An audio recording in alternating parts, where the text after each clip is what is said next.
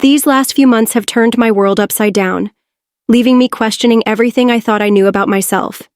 It started with a moment too close with my brother, then moments with my dad and mom that blurred lines I never imagined crossing. I need to write this down, to sort through it all, even if no one else ever sees it. I hope they don't. But keeping it locked inside feels suffocating, so I'll spill it here, to these pages, and maybe find some peace. I was 18 and still felt like a kid in so many ways. Mom always said I was a late bloomer, her tone soft with understanding. Barely 5 feet tall, a slight 95 pounds, I'd stare at my reflection. Wild red curls, big green eyes, a body that hadn't quite caught up. My light green tops hinted at small curves, my frame delicate but stubborn. Boys intrigued me, more than I'd admit. I'd spend hours lost in daydreams, heart racing, wondering what it'd be like to be noticed, my mind wandering to places I couldn't quite grasp. One morning, a few weeks ago, I stood before the mirror, my breath clouding the glass. My outfit clung to me, simple but bold, and I tugged my pleated skirt higher, studying myself. My legs looked longer than usual, my figure slight but present. That day, I decided I was tired of waiting, tired of feeling invisible. My heart fluttered with restless energy, and Mr. Kelty, my history teacher, drifted into my thoughts, tall, steady, his calm voice stirring something in me. I wanted him to see me, really see me. I added a touch of lipstick, a hint of shadow, hoping it'd make me stand out. School dragged until his class, my nerves buzzing as I slipped into my front row seat. I smoothed my skirt, letting it ride up just a little, and flashed a shy smile when he said, "Morning, Jenny." He paced closer during the lesson, stopping by my desk, his presence towering. My pulse hammered, his nearness overwhelming, and I gripped my pencil tight, barely hearing his words. Something warm fluttered low in my stomach, a feeling I couldn't shake. When the bell rang, I hurried to the bathroom, splashing water on my face to cool the heat in my cheeks. My reflection stared back, flushed, wide-eyed, alive. The warning bell jolted me, and I stepped out, colliding with Mr. Kelty. My books scattered, and he knelt to help, his voice steady. "You okay, Jenny? You seem rattled." I stammered, brushing hair from my face, my fingers trembling. He caught my hand, lifting my emerald ring, a gift from Mom, to admire it, his breath warm against my skin. My stomach flipped. "Nice ring," he said, letting go with a faint smile. "Stop by after school, okay? I'd like a word." The day stretched endlessly, each minute twisting my nerves tighter. After my last class, I crept to his room, palms damp. He locked the door behind me, the sound sharp in the stillness, and guided me to his desk, hands light on my shoulders. "Jenny," he said, looking down at me. "You're 18, but you haven't had much experience, have you?" I nodded, throat tight, his closeness dizzying. "You think about growing up a lot, don't you? It's normal, but tricky if you're not ready." His words lingered, and I nodded again, caught in his gaze. "I want to help you," he said, his tone careful. "To understand yourself better.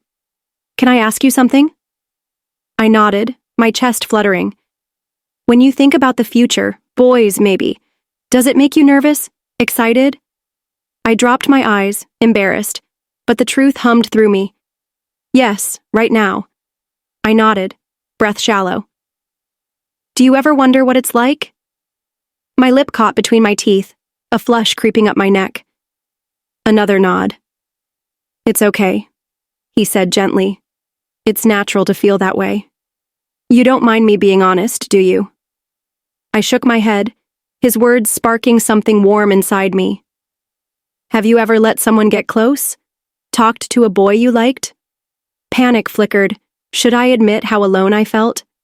I stayed silent, trembling, and he tipped my chin up, his eyes steady. "No, then. But you think about it, don't you?" I shrugged, nodded, my daydreams spilling silently. Him, his attention, Something more? I can help you figure it out, he said, a quiet challenge in his voice. So you're not caught off guard, if you want.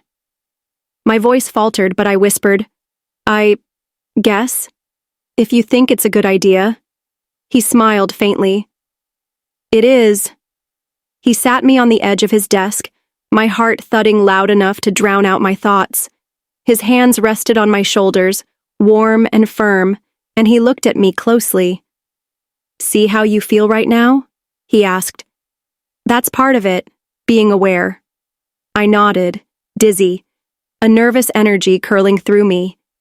He brushed a strand of hair from my face, his fingers lingering, and my breath hitched. You're doing fine, he said, stepping back, leaving me tingling. Just take it slow, okay? You'll figure it out. I nodded again, grateful, confused, alive. Days later, I couldn't shake him from my mind, testing the waters, smiling more in class, letting my skirt slip higher. But he didn't react.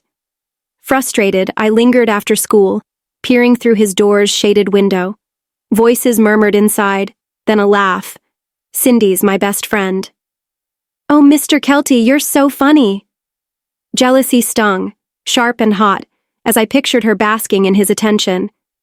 I turned away, deflated, and went home, where my twin brother John sat in the kitchen, shirtless, eating a snack. You're looking nice, he said, eyeing my outfit. Tight skirt, no jacket. Really? I teased, bending for a water bottle, letting my skirt ride up just a bit. That's a cute color, he said, nodding at my shirt, smirking. I laughed, tossing him a napkin from the counter, the air between us light but charged. You're not so bad yourself, I shot back, leaning against the counter. He grinned, standing closer, and my pulse quickened. Not sure why, not caring. Something shifted, a line blurring, and I wondered where it might lead. He stepped nearer, playful, brushing my arm as he reached for another snack. What's with you today? He asked, his tone curious, warm. I shrugged, smiling, my nerves dancing.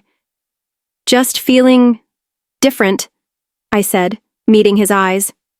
He paused, then nodded, like he understood more than I'd said. The kitchen felt smaller, the moment stretching, and I held my breath, caught in the tease of it all, unsure what came next.